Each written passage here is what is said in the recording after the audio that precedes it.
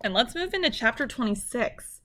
Yesterday, Claire told a little bit of a fib to the news reporter, and let's see how that plays out.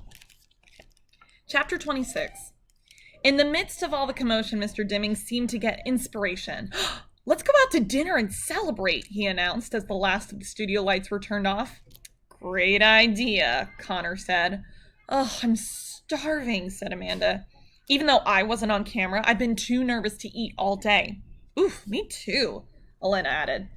What about linguinis? Connor suggested. They got all-you-can-eat spaghetti.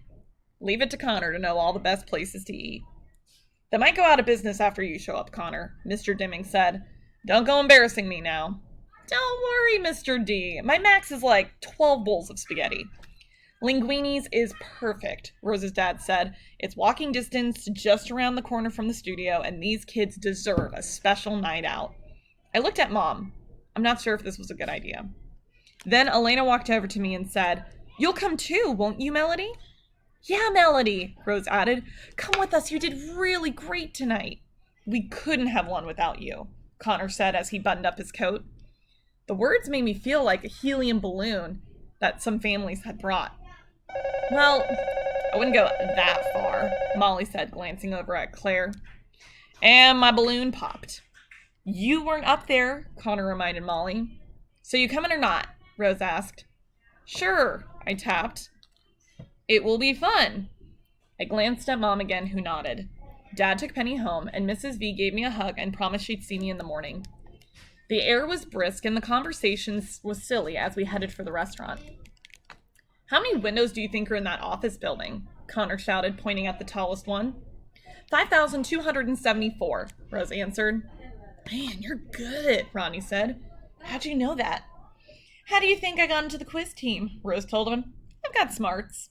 She's just guessing, Molly told Rodney. You believe anything. The restaurant had been in that location for years.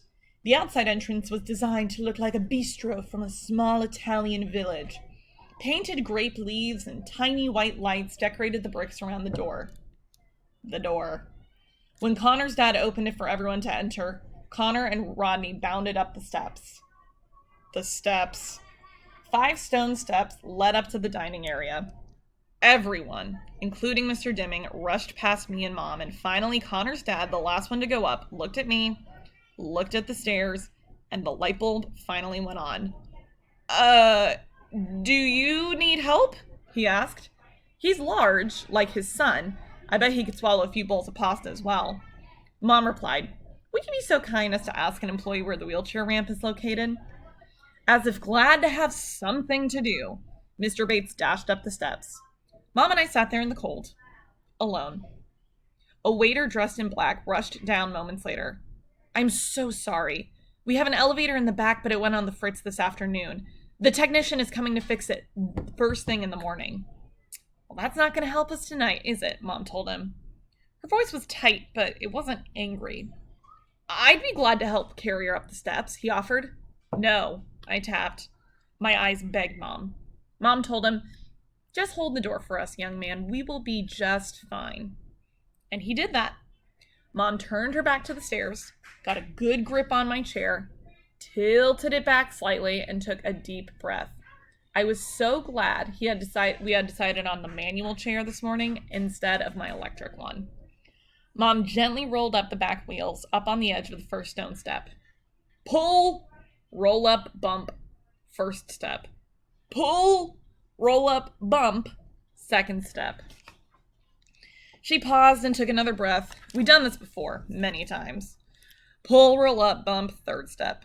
Pull, roll up, bump, fourth step. Pull, roll up, bump, fifth step. And then we finally rolled into the dining room, which was crowded with noisy, laughing customers.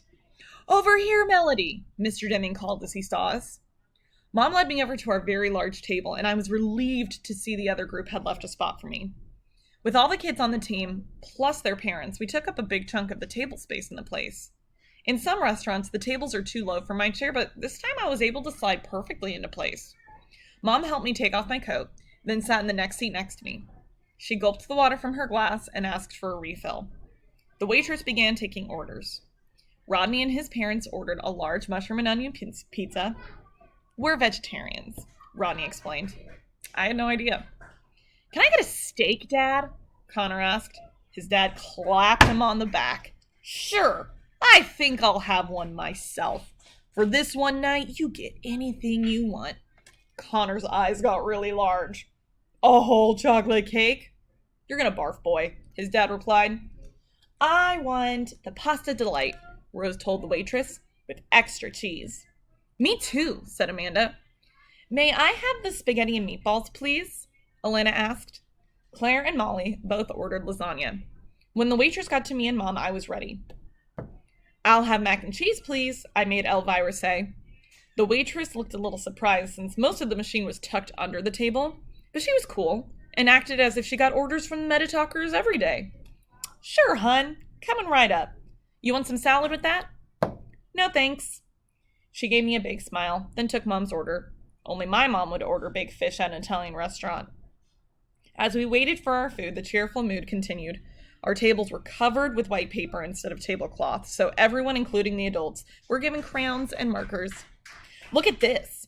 I drew a giant monster rabbit, Connor said. He glanced at Rose's drawing, then added large green teeth to his own. And it's gonna eat that wimpy bug you just drew, he told her. Rose laughed. Well, this is a poisonous spider, and it's gonna bite your silly old rabbit. Rodney and Connor then lined up all the salt and pepper shakers and started tossing sugar packets over the barricade with forks and spoons as catapults. But I noticed that Claire, who was sitting next to Rodney, was strangely quiet and didn't even pick up a crayon. Engage the enemy, Connor cried. Score! You weren't even in my territory, man. Besides, you tossed the pink fake sugar stuff. You only get half the points for that. I sat and watched my teammates do such ordinary things. Drawing, laughing, teasing, joking.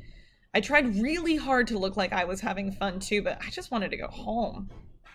When the waitress finally brought the food, forks became important for eating, and the war ended suddenly. Conversation slowed down as everyone dug into their meals. Connor took a huge bite of his steak. Mom, this is the bomb, he said with his mouth full.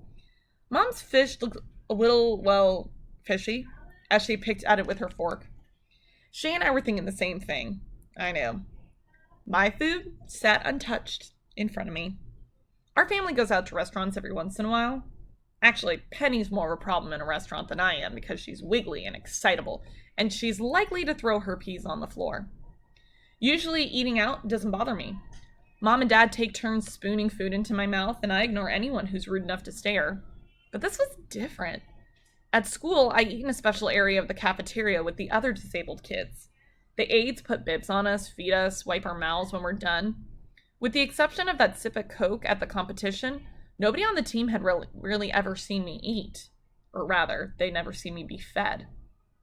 I didn't know what to do. My food sat there getting cold. I looked at Mom. She looked at me. She picked up the spoon and looked at me with a question on her face. I nodded. Very carefully, she placed a spoonful of pasta in my mouth. I swallowed, and I didn't spill. I saw Molly poke Claire, and they exchanged looks. Mom spooned one more portion into my mouth. I swallowed, I didn't spill. We continued, one spoonful at a time, because I was so hungry. Nobody said anything, but I saw them look down at their plates with way too much attention. It got quiet. Even Connor stopped talking. Finally, even though my plate was still full, I pushed it away. Do you want to take this home, Melody? Mom whispered. I nodded yes, relieved, and she signaled for the waitress, who brought dessert menus. Being reminded of cake and ice cream cheered up Connor, who did not order a whole chocolate cake, but did order 2 slices. Rodney ordered apple pie, while Rose asked for pudding. Claire ended up taking her food home in a box as well. She'd eaten almost nothing and barely said 2 words all evening. So, what did you think about that final question? That was too hard, Rodney said. Heh, piece of cake, Connor replied, laughing at his own joke. He smeared whipped cream all over his second piece of cake. Did you see the hair on the announcer? Amanda teased. It never moved. Must have been made of plastic, Rose said, laughing. What are you wearing to the DC competition? Rose asked Claire. Claire just shrugged. I wonder if we'll get to visit the White House while we're there, Amanda mused. That would be awesome. I believe it's on our agenda for Saturday, Mr. Dimming replied enthusiastically. I'm excited about that as well. So what's with you and Melody being best friends, Claire? Alana asked. Claire didn't answer, but she rubbed her hand over her forehead. I don't feel so good, she said weakly. Is it hot in here? No one had time to answer, for at that moment, Claire stood up suddenly, clamped her hand over her mouth, and stumbled from her seat. Are you okay? Mr. Dimming asked. Before he could finish the question, Claire threw up all over his new shoes. Oh, gross, Connor said, obviously trying not to laugh. Poor thing, Rose said.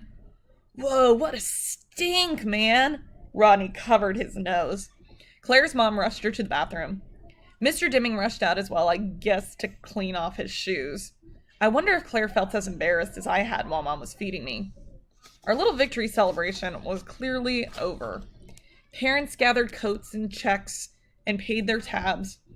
Claire returned from the restroom looking pale. No one mentioned the incident. We headed up for the steps. I thought. Claire gets sick in the middle of a crowded restaurant, yet I'm the one everyone looks at sideways. They all had to wait for me and Mom. We took our time. Push gently, roll down, bump, top step. Push down gently, roll down, and bump, next step. 5 bumps down to the bottom of the steps, and I was still so hungry. Eek! That took a weird turn. All right. Well, now that we've finished this chapter, it's time for you to answer your comprehension question.